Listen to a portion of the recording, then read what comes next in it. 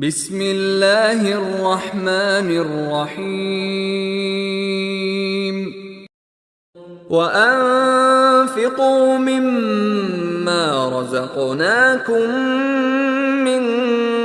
قبل أن يأتي أحدكم الموت فيقول رب لولا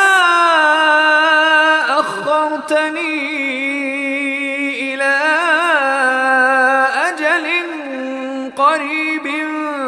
فأصدق وأكن من الصالحين ولن